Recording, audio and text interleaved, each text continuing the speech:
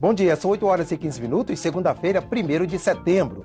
Esta é a TV Senado. Eu sou André Ricardo e você assiste agora ao Senado em Dia. O Senado deve retomar votações com proposta para aposentadoria especial de servidores deficientes e adicional para juristas.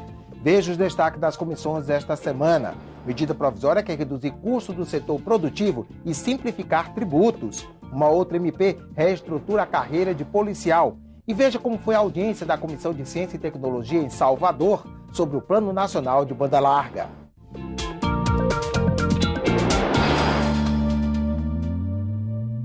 O plenário do Senado deve votar esta semana projetos polêmicos como a aposentadoria especial para servidores deficientes e o adicional por tempo de serviço para juízes e promotores. Os senadores se reúnem para votar 15 propostas no plenário. A primeira é a medida provisória 647, que tranca a pauta. A MP aumenta a quantidade de biodiesel adicionada ao diesel, de 5% para 7% a partir de novembro. Uma mudança no texto feita pelos parlamentares também vai permitir aumentar o percentual máximo de etanol na gasolina, de 25% para até 27,5%. Ganha o meio ambiente, porque etanol e biodiesel são benéficos ao meio ambiente, e ganham também os produtores, tanto os produtores rurais, pequeno, médio e grande produtor, quanto também os fabricantes, os produtores, os fabricantes de biodiesel e de etanol. A pauta também tem 2 propostas de emenda à Constituição. Uma delas permite aos brasileiros que vivem no exterior eleger parlamentares para representá-los no Congresso Nacional. A outra PEC concede adicional por tempo de serviço aos juízes e integrantes do Ministério Público.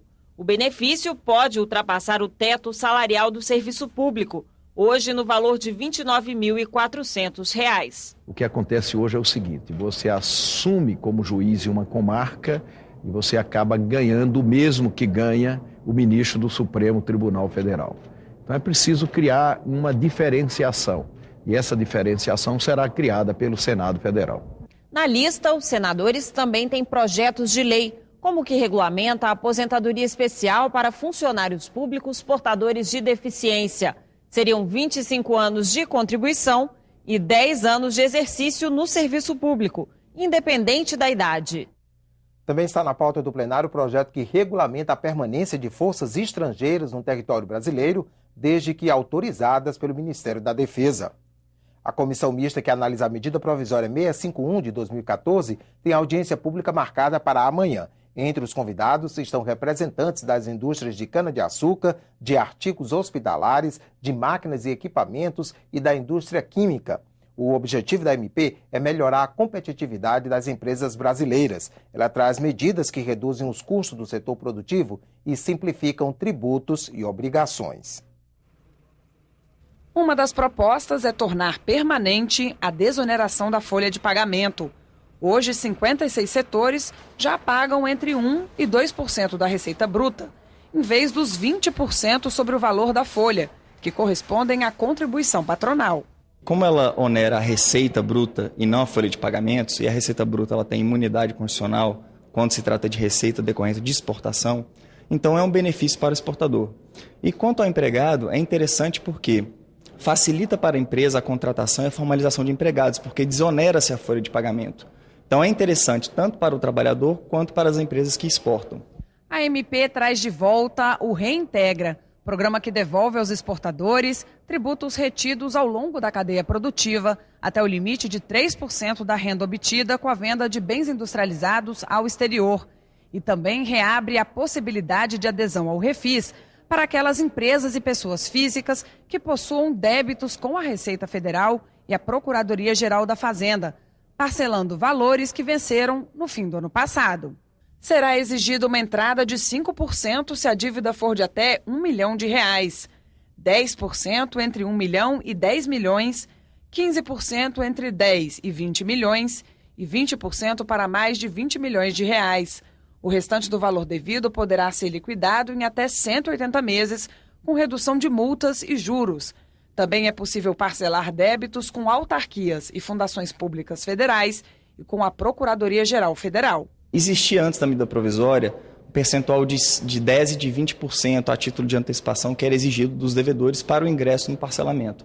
Agora, com a medida provisória, o percentual é de 5%, 10%, 15% ou 20%. Então, há condições melhores para os devedores poderem aderir a esse parcelamento. Há ainda um incentivo à emissão de ações por pequenas e médias empresas, que são aquelas com valor de mercado de até R$ 700 milhões e receita anual de até 500 milhões. Permite a captação de um recurso de longo prazo, já que o acionista que investe na compra das ações da empresa, a empresa não precisa devolver esses recursos para o acionista. O acionista vai ter retorno à medida que a empresa tiver lucros e distribuir dividendos. A proposta amplia de 1.400.000 para 2 milhões a contratação de unidades residenciais do programa Minha Casa Minha Vida, com cobertura do Fundo Garantidor de Habitação Popular, um auxílio a famílias de baixa renda no pagamento das prestações no caso de atraso. No financiamento habitacional para a classe média, para quem está com renda acima do Minha Casa Minha Vida até R$5.000, o mutuário ele paga um seguro que está embutido na prestação. E esse seguro ele cobre apenas morte e invalidez. No Fundo de Garantia de Habitação Popular, além do mutuário não ter que arcar com os custos do seguro, há uma garantia também para situações de desemprego. Uma outra comissão que analisa a medida provisória se reúne também amanhã. É a que concede aumento aos agentes, escrivães e papiloscopistas da Polícia Federal. A reestruturação da carreira, também prevista pela medida, causa polêmica com os delegados. O aumento de 15% é o mesmo concedido em 2013 aos demais servidores da União e que foi recusado pelos agentes escrivães e papiloscopistas da Polícia Federal.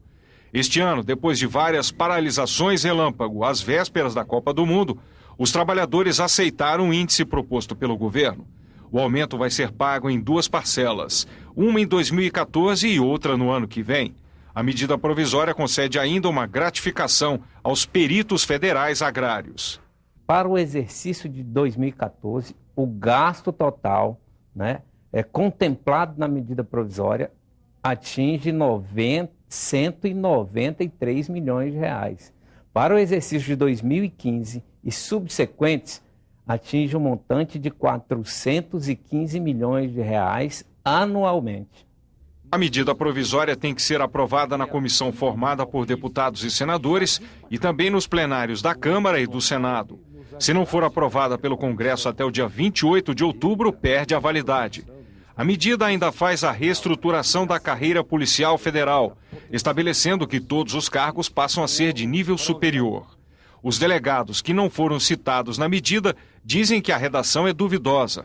Para eles, o texto permite que agentes, escrivães e papiloscopistas assumam a função de delegado sem o concurso específico. Uma outra interpretação que é extremamente controversa é no sentido de dizer que o cargo de delegado não precisa ser privativo de bacharel em direito, ou seja, qualquer pessoa com nível superior poderia exercer as atividades de delegado de Polícia Federal. Ou seja, a redação da medida provisória traz mais confusão do que solução para a Polícia Federal. A entidade que representa agentes, escrivães e papiloscopistas rebate. Nós não temos essa interpretação. Nós até defendemos essa situação. Nós acreditamos que para ser chefe de polícia, para ser gestor da polícia, não carece o curso de direito. Polícia é polícia. Ele tem que especializar na área naquele que ele vai atuar. Se ele vai trabalhar num crime cibernético, ele tem que conhecer dessa área e não ser um jurista. Para que um advogado? O aumento para agentes, escrivães e papiloscopistas da Polícia Federal não foi previsto no orçamento deste ano. Por isso, deputados e senadores precisam aprovar, além da medida provisória, uma proposta que autorize o reajuste em caráter extraordinário. É o projeto de lei número 5, que está na pauta do Congresso. A proposta, contudo, só pode ser analisada depois que forem votados cerca de 30 vetos presidenciais. Veja agora os destaques das comissões do Senado para esta semana. Vamos conversar ao vivo com o repórter da Rádio Senado, Roberto Fragoso, que fala conosco direto da redação da rádio. Bom dia, Roberto. Bom dia, André Ricardo. A Comissão de Constituição e Justiça pode analisar amanhã uma PEC que acaba com os impostos sobre os medicamentos, que equivalem a 1/3 do preço final. A aprovação dessa proposta de emenda à Constituição, que é de autoria do senador Paulo Bauer, do PSDB de Santa Catarina, é uma demanda da sociedade. Neste ano, a Frente Parlamentar, que estuda a desoneração dos remédios, recebeu um documento com 3 milhões de assinaturas pedindo o fim dos impostos. A proposta original chegou a ser aprovada pela Comissão de Constituição e Justiça em 2012, mas houve um pedido para que ela fosse reavaliada. O próprio autor reconheceu que o total dos impostos teria dificuldade em ser aprovado. Ele explicou que o fim do ICMS sobre os remédios esbarrou na guerra fiscal entre os estados, já a extinção do imposto de importação nos acordos comerciais do Brasil com outros países. A proposta agora prevê o fim dos impostos e contribuições federais, além das taxas administrativas. O autor sugeriu ainda que a redução seja gradual de 20% ao ano para que os tributos zerem em um prazo de 5 anos. Também amanhã a Comissão de Educação analisa um projeto que prevê a escolha direta dos diretores de escolas públicas. A proposta altera a Lei de Diretrizes e Bases da Educação para permitir que a própria comunidade escolar vote nos profissionais do magistério para a direção das escolas, desde que eles sejam concursados. André. Obrigado, Roberto.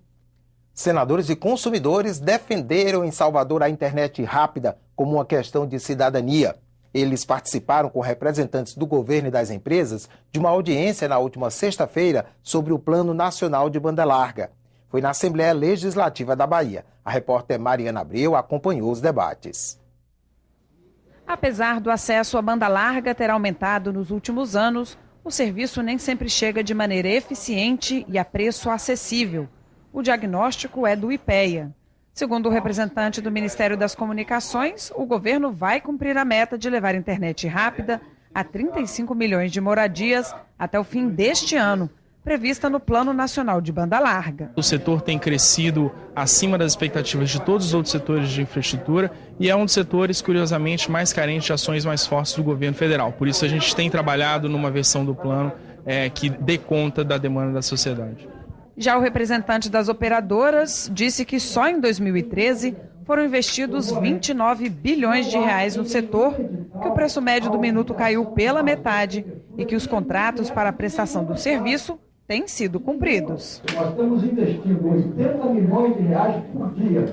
Estamos superando as metas. E é pouco. Me perdoe. Não é porque nós não estamos cumprindo com a nossa obrigação. Ao contrário. Mas o representante do Instituto Brasileiro de Defesa do Consumidor questionou os números apresentados e defendeu que a internet rápida precisa chegar a todos os brasileiros, pois representa a condição indispensável para o exercício da cidadania. E apesar de tudo que já foi feito, ainda consideramos absolutamente tímidos os passos que foram dados no país com relação à implantação da banda larga. O senador Aníbal Diniz, relator da Comissão de Avaliação do Plano, lembrou que as operadoras estão entre as campeãs de reclamação, segundo os PROCONs, e afirmou que o governo e as empresas precisam trabalhar juntos para garantir a infraestrutura necessária. O governo peca por não construir um ambiente de diálogo permanente em que envolva todos os atores. A gente viu com muita clareza que os organismos responsáveis pela efetivação do Plano Nacional de Banda Larga praticamente não dialogam. Não adianta falar de tecnologia avançada, ainda tendo práticas, mesmo utilizando tecnologias avançadas, práticas do passado. Nós temos condição de avançar, um setor que arrecada 170 bilhões, portanto, tem condição efetiva de apresentar uma outra linha de serviços para o cidadão brasileiro, onde quer que ele esteja vivendo em nosso país. A Comissão de Ciência e Tecnologia acompanha o tema da Política Nacional de Banda Larga em cumprimento da Resolução 44 de 2013, proposta pelo presidente do Senado. O texto estabelece que cada comissão permanente da Casa fiscalize uma política pública do Executivo. Ficamos por aqui. No decorrer do dia você acompanha outras informações nos boletins do Senado agora. Enquanto isso, continue assistindo a nossa programação.